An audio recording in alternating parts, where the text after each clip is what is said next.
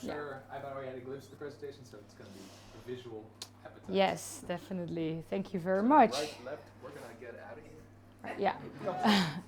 Aw. This is my lovely assistant. Oh, he's a true star. All right. Let's see. Ah, yeah, it works perfectly fine. Can you all see it as well from there? Yeah, thought I can see the whole room. Good morning, everyone. Very glad to be standing here. It's very cozy, it's warm, so don't mind if my face gets red. It's just part of the show. I'm gonna head off and start with a question. Who of you is familiar with design thinking? Yeah, I guess that will be about everyone here. So that's amazing because same for me. I've been in the industry for 8 years now. And yeah, I'm currently working as a senior UX designer for Erasmus MC. I'm working on the patient app that they recently launched. You wouldn't think so, but they didn't have a patient app before. So it's the first app ever, and I'm kind of proud to be working there because as a designer, it really is your sort of dream to work in healthcare, to design for good. So I'm glad that I got this opportunity. And we're also not just working on the patient side of it, but also on the healthcare professional side. So yeah, I'm actually working for both stakeholders or target audiences, like you would say. I'm not saying gebruiker anymore, I'm saying patient all the time. So I had to think about the term, yeah. I really had to switch my mind. So I'm really happy that I can contribute to this. But I also have to be honest. I have to tell you the truth. Sometimes, when I recently started this new job and I was super excited, I was ready to dive into it, to get into the details, to make the best work. But I also found myself in a loophole. I am a senior designer, I have a lot of experience, and that's also my strength, I know a lot of things. But in no time, I was facing the same blockers and the same issues as my colleagues did. They were already in the project for 1.5 years, they had some challenges, and I dived into it, but yeah, I felt the same things, and I thought, why is that? Am I so mainstream? Can I not come up with different or new solutions anymore? And I think what the problem is that you're kind of stuck in patterns, because like I said, you're a senior designer, so it's a blessing, but it's also a curse because you're used to working the way like you used to for a long time. But then I also tell myself, don't worry, Ilayda. Of course, none of that is actually true. You are a great designer. You're all great designers, creatives, or whatever you're doing in the field. And I know there's always an escape.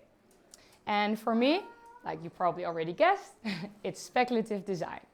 So I want to tell you a little bit more about this theory. Are there people here that already heard of it or that practice the theory already? Cool, then everything I tell you is just correct because you don't know that much about it. Yeah, score. Well, speculative design is a method that helps us to explore the future. And with explore, I don't mean we're going to predict it. So we're not going to say, this is definitely going to happen. We're just going to think, hey, what if or what might happen? And it's also a way of dreaming, which is why I really like the method. So go a little bit in the theory of it. Like Anthony Dunn and Fiona Rabbi said, when it comes to technology, future predictions have been proven wrong again and again. In our view, it's a pointless activity.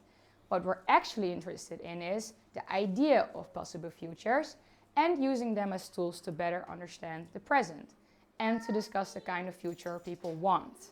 So they're both designers and sort of founders in this theory. And yeah, they believe you could practice it in any creative environment. So not just digital design, not just product design. It's more of a philosophy you can apply. For me, it consists, how I understand it, from these two main topics, like what are emergent technologies that we're seeing in the field, what do we see coming, what's already there, and more importantly, what's going to be the impact on society of these technologies. So it's not just, ooh, what is the new trend, but really thinking of more in a broader sense, how is it going to affect us? How is it going to affect a bigger group of people or cities that we live in? So I think that's quite interesting. To give you an example, it's often used in the movie industry. So this is from 1983 Well, thank God the world does not look like Blade Runner. They described 2019 in that time, but thank God. But yeah, they really thought about, how can we, if you have artificial humans, can you see the difference anymore? Or the movie Her. Can you believe it's from 2013? Yeah, it's a nice movie. But it's from 2013, and they were speculating on how people could fall in love with AI. And, well, to be honest, do you think that could happen right now? I definitely think it could happen, yeah. Do you have experience with it? Not yet. Everything is possible, yeah. But if it's just about movies and conceptual things, why do we need it? You might ask yourself.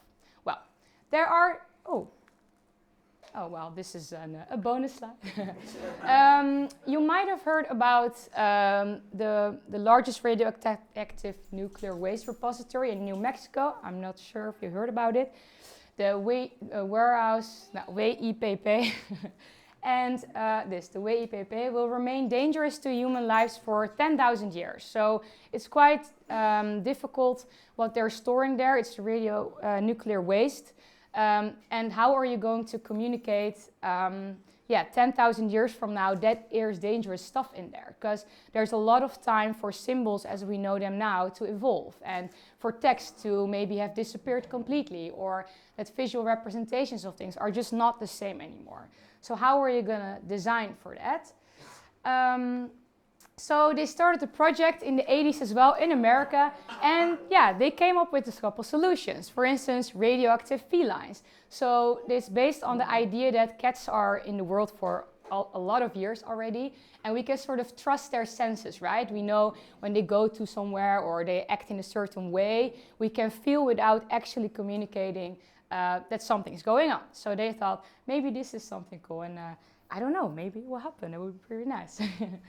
Or the spike field, it was designed by Mike Brill. He thought, what if we just completely change the surroundings of the area, and that to make it sort of physically dangerous. So what's interesting as well is that the other person, the felines, like with the cats, he's a semiotician, so he is someone who designs symbols. So he thought about more of a communicative way of solving this problem. And Mike Brill is an architect who really thought of the surroundings of the area. So they both have different perspectives on how they could solve it from their own profession as well. But so I think these are more examples to visualize that, we really need to think about a future in a problem that might not exist yet. So what is the actual point? The actual point is that, it's just not about that we know what's going to happen, and we don't know how the world's going to look like. We can't predict it, so we need to think about what we think it's going to look like, and that's the fun part, You're just going to dream, you're going to speculate, you're going to come up with wild, crazy problems that might not even exist today, but that's what gets me excited about it. Because in my normal job, like when I get a UX problem that's really easy to solve, I don't get the chance to do this. So when I get stuck, when I find myself in the loophole, I try to challenge myself with this methodology. I promise you there's going to be a little practice part. So let's start doing that. I think there's paper somewhere. Yeah, it's here. If you could maybe start. You can grab 2 pieces of paper from the pile. And what we're going to do, you're going to work together with someone next to you. And we're going to start writing a message from the future. So you're going to write a message from the future to your partner, telling them about, maybe you can pair up with her, So think about what the future world looks like. What if there is no more money? Or when there are car-free cities, which I really hope for. 2 pages per person, yeah.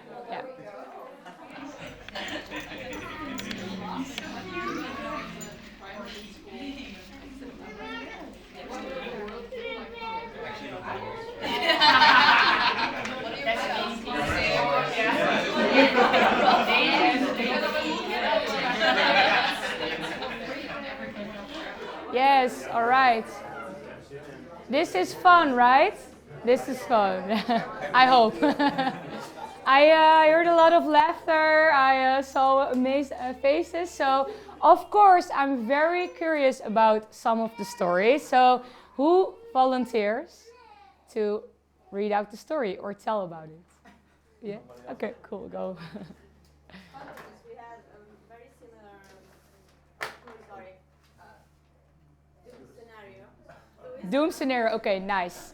I love those. I made it graphic because I thought that we probably were dumbing down, like Yeah. technology will dumb us down to the Oh, point we interesting don't thought. understand written language anymore. Yeah. Or maybe there is such a like multi-language Yeah. scenario where it's important to get to the roots. Mm-hmm.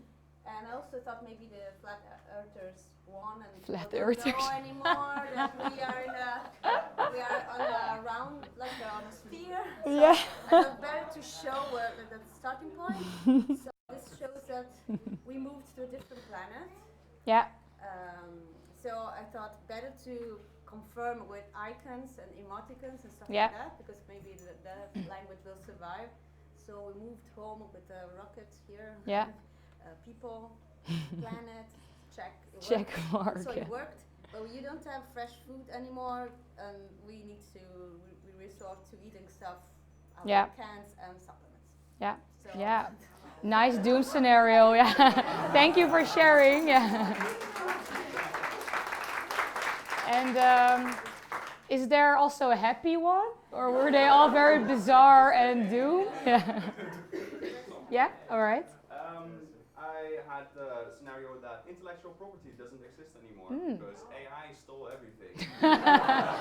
Yay. So I mean, it's good because medicine got really cheap. We don't need to fund their patents anymore. Yeah. And tech advances faster than ever, but nobody controls who owns. Yeah, free. Is there even a market then? Or is it just, blockchain is already there? Who owns code? Yeah, exactly.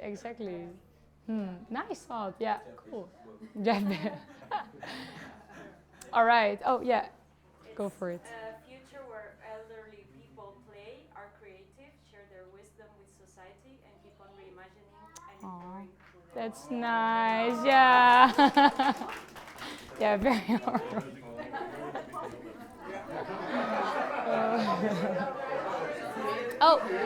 Okay, everyone's on. Okay, last one then. Yeah. It's a short one. Hi there. This is a very rare piece of paper because we used to write things on paper with a pencil. You might think, why? Why use such labor-intensive resources?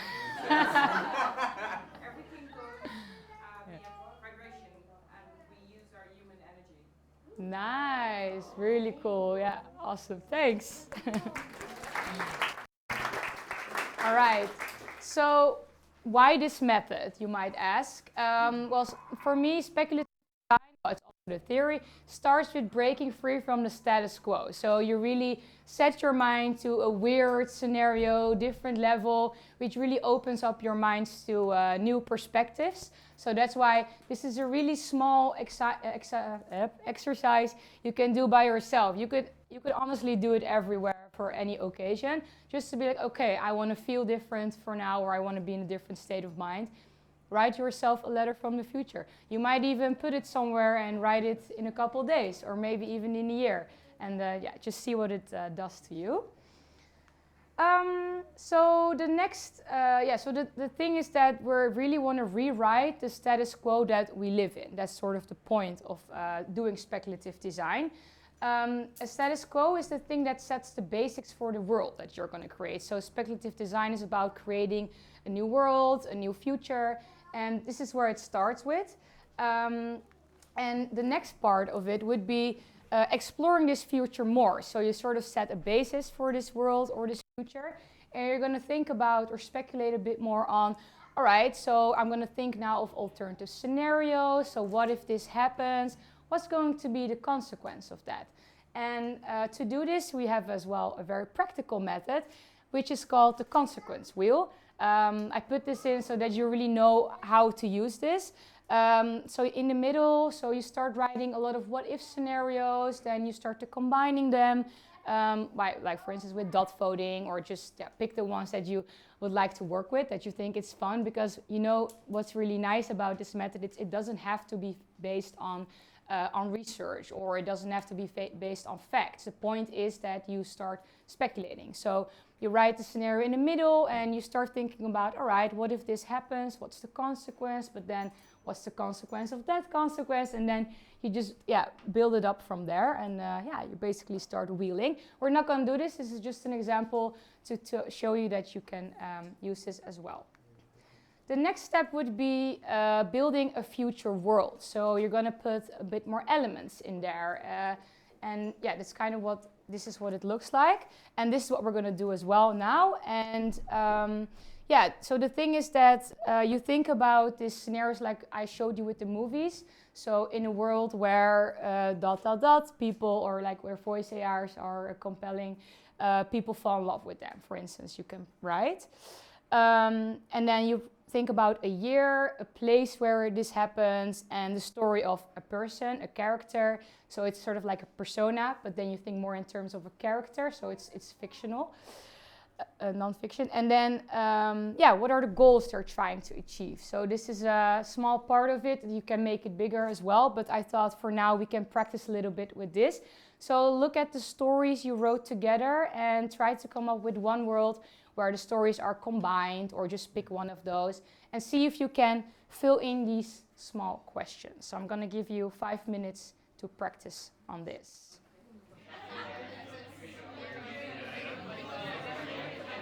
All right, let's wrap it up, guys. It's really fun, I know. All right, should we wrap it up, everyone? Yeah. Okay.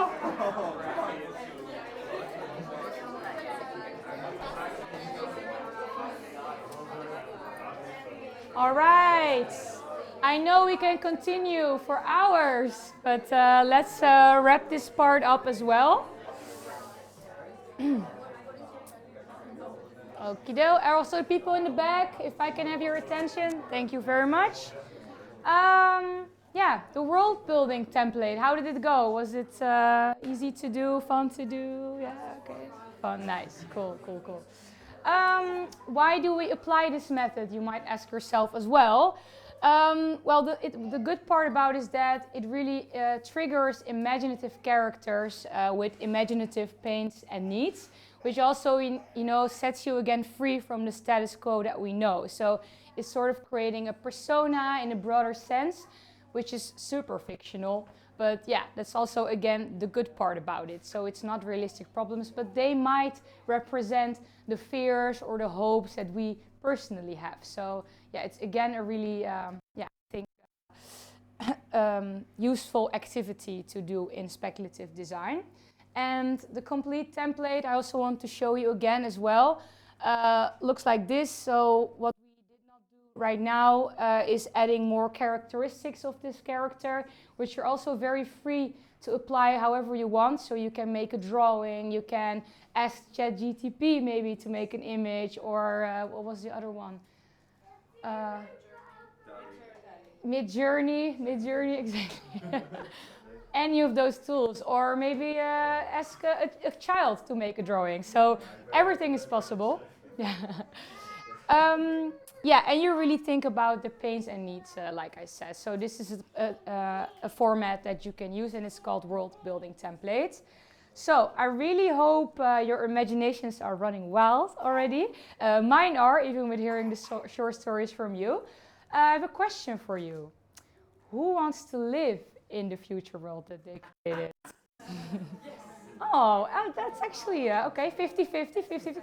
Maybe someone can elaborate on that. I'm curious about you in the pink. Why would you want to live in it? Can you explain it a little bit? Why would I want to live? In my world, my world was just full of water. Oh. Most of the civilization has drowned, and the rest of the civilization, people, whatnot, mostly their spirits. But then you're just, you're on the world floating. That sounds nice. And surviving. It sounds chill. Okay, yeah. And then that's exploring anything and everything, trying to find out Yeah. And what do you do with the information? Yeah, you just keep on doing what we're doing today. You Yeah. store it and try and work with what you got, and then Yeah. you go further. And Nice. Try and build something further than Yeah. Cool. Thanks for sharing. Yeah. So the next step in this design process would be creating artifacts to shape a concept. So we're not going to use the world building template to ideate on it immediately, like, okay, what product or what concept can we take out of this? But we're more going to think about what are elements in this world. So what kind of products are living in this world? What kind of jobs are there? What kind of services do we need to offer to people? What is the technology, the emerging technology that we thought of? So it's more about building these or creating these building blocks for the world rather than creating a whole concept. And then based on these elements, of course, the point is that we're going to look at what of these elements of your speculative concept are actually desirable. What do we think are products that people in the future might want, but maybe already would like to explore today. So then we're going to look at the ideas and think about what are things that we can start doing today. What are the, things that we think are likely to become reality. So you're really thinking in this broad sense, or dreaming, or speculating. But of course, the point is as well to bring it back to today. So yeah, that's what you're going to try to achieve with it. And I just showed you a glimpse of some elements today. So the message from the future world building, all the things that I just explained. But of course, there's a lot more to do with this, which you can find out online or ask me if you want. But I just wanted to give you an introduction on how you can easily apply this maybe in your day-to-day work. So what I really think you should take home from what I told you today is that breaking free from the status quo is something that really opens up your perspectives. It's a fun activity to do. You don't really dive into problem solving immediately or seeing all these barriers. You're just being way more open-minded. Just letting go of this rational thinking. I think it's nice that we can from time to time do that, and it's also proven that it can actually bring your brain level or a bit higher than usually. And I might even say that it helps me really sort of feel like a kid again. Helps me to encourage me to dream again, like dream of things that might be better or like alternative things for myself, but also in my work. So that's what I really enjoy using this method, and I really hope that trying these small things today already opened up your minds to new perspectives already. And for your next assignment, your project, your performance review, your home redecoration, whatever, I would like to encourage you to write yourself a message from the future and see where it brings you. Thank you very much.